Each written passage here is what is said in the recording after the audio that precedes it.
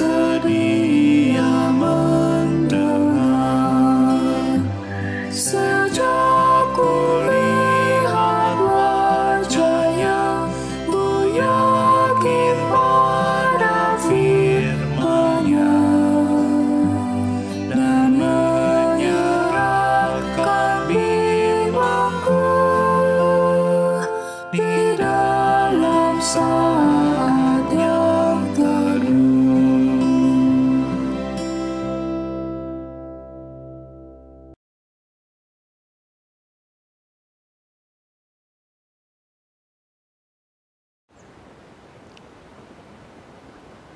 Selamat pagi Bapak Ibu dan saudara-saudara yang terkasih dalam Yesus Kristus. Saya dari Eden Park, Taman Eden Senior Living Hana, menyampaikan renungan pagi untuk kita semua. Sebelum kita mendengarkan firman Tuhan, sebelum kita membacanya, mari kita berdoa. Tuhan Yesus Kristus, kami mengucap syukur dan berterima kasih oleh karena kemurahan hati Tuhan kami beroleh hidup. Kami diberikan kembali nafas. Kami diberikan kembali kehidupan yang baru. Dan sebelum kami melakukan aktivitas kami, tugas panggilan kami yang Tuhan embankan kepada kami ingin mau berjumpa dengan Kristus, mendengarkan sabda Tuhan. Sehingga dengan sabda itu kami boleh diingatkan, dikuatkan, dan diberkati untuk kami boleh menjalani kehidupan kami. Untuk itu kami mohon Roh Kudus Tuhan memberikan kami hikmat dan pengertian agar firman yang memberkati kami juga pakai untuk memberkati orang lain. Di dalam Yesus Kristus, Sang Firman yang hidup, kami berdoa. Amin. Saudara-saudara, saya akan membacakan firman Tuhan dari kitab 2 Korintus 9 ayat pertama sampai dengan yang kelima.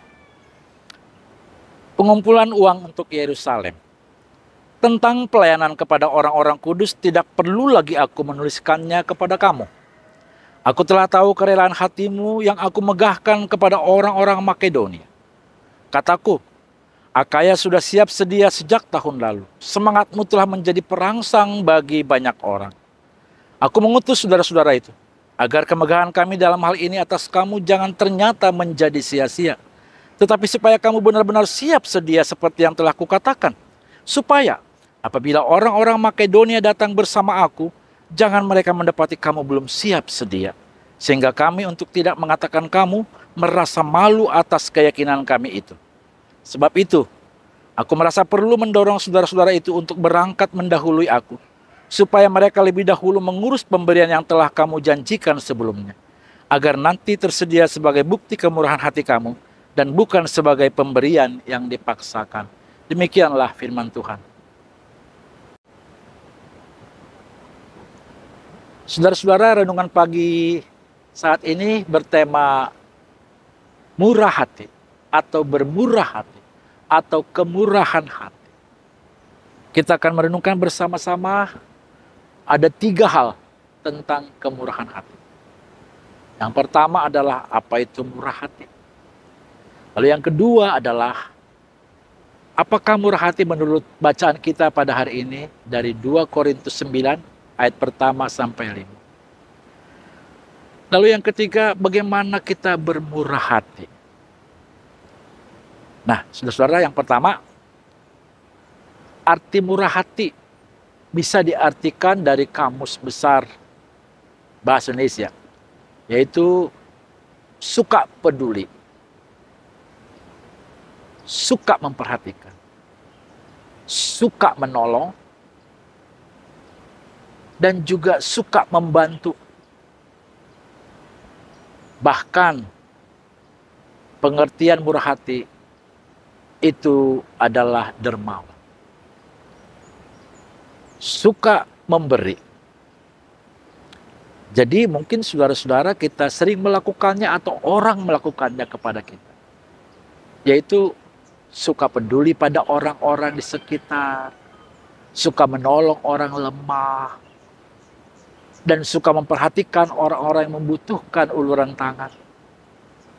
Nah, sehingga ketika Paulus menyampaikan tentang kemurahan hati, yaitu bagaimana ketika jemaat Korintus yang terkenal dengan mereka suka membantu, suka menolong. Jadi sehingga dalam bacaan itu tidak perlu aku membicarakannya lagi tentang kemurahan hatimu. Membantu orang-orang suci, orang-orang yang miskin. Baik yang ada di Makedonia maupun juga yang ada di Yerusalem. Jadi Paulus mengatakan yang perlu sekarang jadikan murah hati itu tidak sia-sia. Tidak mengecewakan. Bukan satu paksaan. Tetapi kemurahan hati itu adalah satu tanda kehadiran Allah. Kemurahan hati merupakan bukti dalam diri kita tentang kemurahan hati Tuhan. Nah, jadi saudara-saudara, Paulus menyampaikan begini. Ketika jemaat Korintus itu berjanji akan membantu banyak orang, suka peduli, suka menolong. Nah, Paulus menyampaikan begini. Kalau kita mau memberi sebagai kemurahan hati, maka kita perlu mempersiapkan tentang kemurahan hati. Makanya Paulus menyampaikan kepada Titus dan kawan-kawan, coba cek dulu jemaat Korintus, apakah mereka sudah siap memberikan sesuatu kepada jemaat Makedonia. Supaya nanti ketika jemaat Makedonia bersama dengan Paulus datang ke Korintus, itu sudah siap. Di situ mereka merasakan, menikmati tanda kemurahan hati Tuhan. Nah, saudara-saudara, jadi Paulus mengatakan bahwa bermurah hati itu bukan asal-asalan. Bukan sesuatu yang dipaksakan. Atau juga bukan untuk balas jasa atau balas budi. Tetapi mengajar kepada kita bahwa kemurahan hati Tuhan itu adalah satu kekayaan dari kita. Untuk kita berbagi menjadi murah hati kepada orang lain. Nah, saudara-saudara, maka sama seperti saudara-saudara, ketika saudara-saudara itu memberikan sesuatu dengan kemurahan hati Tuhan yang ada pada Anda dan saya, maka perlu ada persiapan yang berkualitas. Contoh Bapak Ibu, kalau Bapak Ibu memberikan persembahan kepada Tuhan, ucapan syukur, kan nggak asal-asalan. Tapi perlu persiapan dengan motivasi, ketulusan, kesukacitaan. Nah, sehingga murah hati itu adalah merupakan tanda kita memberi kepada orang, menolong orang, membantu orang dalam penuh kesukacitaan dan ketulusan. Maka dalam diri kita boleh sampaikan bahwa kita memberi ini bukan karena kekuatan kita. Kita mau menolong bukan karena kemampuan kita. Tapi karena kemurahan hati Allah. Sehingga Allah melihat Allah murah hati dan mereka mengalami Allah murah hati itu bagi mereka. Nah, jadi saudara-saudara, banyak contoh. Nah, yang ketiga, saudara. Tadi yang pertama arti kemurahan hati. Kedua arti kemurahan hati versi daripada Alkitab yang kita baca. Sekarang bagaimana kita murah hati? Nah, dasarnya saudara-saudara sangat-sangat mudah. Pakailah kemurahan hati Tuhan yang dikaruniakan kepada kita berhubungan dengan apa yang kita beri. Contoh, tidak usah Anda mencari-cari yang lebih besar bagaimana kita bermurah hati. Banyak pengalaman di jemaat saudara-saudara bahwa bermurah hati tidak harus masalah material, tapi juga non-material. Nah, saya berikan satu contoh. Ada jemaat saudara-saudara bahwa dia tidak bisa berbuat yang lain kecuali ia hanya punya kendaraan mobil. Ia menikmati bahwa kemurahan hati Tuhan memberikan ia mobil. Lalu dengan dasar itu ia punya satu niat untuk bermurah hati. Tanpa balas jasa. Atau tanda kutip, tanpa dibayar. Apa yang dilakukan saudara? Dia mau memberikan mobilnya dan dirinya untuk dipakai oleh gereja antar jemput jemaat. Di mobilnya dipakai untuk Tuhan. Dan juga tenaganya untuk nyetir, jemput antar jemaat ke gereja.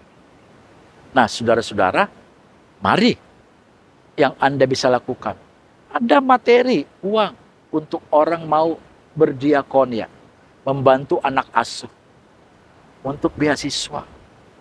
Ada lagi saya nggak punya, dia cuma punya kembang. Nah, saudara-saudara, ini banyak kembang nih. Banyak kembang di Panti Werdahana ini. Ada orang hanya kembang. Ia tata dengan baik, ia taruh di mimbar. sebagai persembahan kemurahan hati dia. Saya nggak punya materi yang lain. Oke, mungkin saudara hanya bisa memberikan talenta. Talenta bernyanyi, talenta bermusik, sebagai satu tanda yang Tuhan berikan. Jadi Tuhan punya belas kasihan. Tuhan dengan tanda kasih setianya memberikan kita talenta. Bernyanyi, berpikir, bermusik, maupun juga ada ilmu-ilmu multimedia. Persembahkan kepada Tuhan. Sebagai tanda kita mau bermurah hati. Bukan saja untuk gereja. Sehingga tidak sedikit orang melayani menjadi multimedia, saudara-saudara. Lalu ia menjadi song leader. Lalu juga ia mau menjadi penyambut tamu, memberikan diri tenaga. Dan itu perlu persiapan. Nah, supaya ketika kita mau bermurah hati ini, saudara-saudara, kita sungguh adalah sebagai tanda kehadiran Allah. Mari bersama-sama lakukannya. Sebagai penutup, saudara-saudara, saya punya satu kalimat yang bagus buat kita. Janganlah bermurah hati bila itu hanya mencari atau mendapatkan yang namanya simpati. Jangan bermurah hati bila itu hanya untuk mau kita mendapatkan satu hal yang kita minta. Jangan bermurah hati bila tidak tulus hati. Sebab bermurah hati adalah suara hati untuk memberi. Tuhan memberkati. Saudara-saudara, kita diingatkan dari renungan pagi. Janganlah bermurah hati hanya untuk mencari dan mendapat simpati. Dan juga jangan bermurah hati hanya untuk dihormati.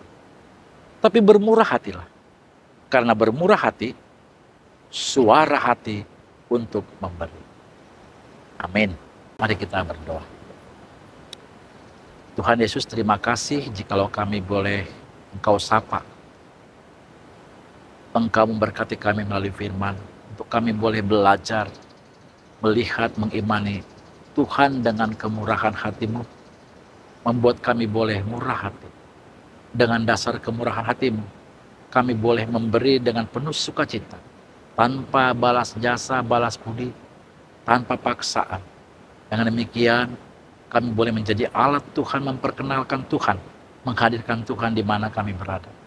Kami menyerahkan aktivitas kami hari ini, pribadi kami, keluarga kami, pekerjaan kami, keluarga besar kami yang dekat maupun yang jauh. Tuhan, Kau menolong, baik anak-anak kami maupun juga menantu, cucu, serta juga orang tua kami lanjut usia. Kami berserah kepada Tuhan, hanya karena belas kasih Tuhan, kasih setia Tuhan, maupun juga kemurahan hati Tuhan, boleh senantiasa tercurah atas kami, untuk kami boleh bermurah hati bagi orang lain.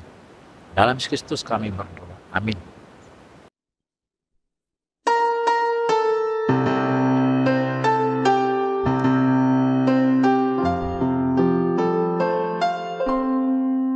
Kasih Tuhan mengiringimu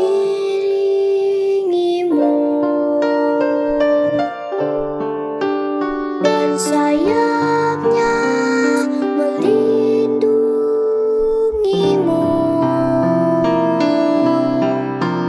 Tangan Tuhan pegang di dalam hidupmu.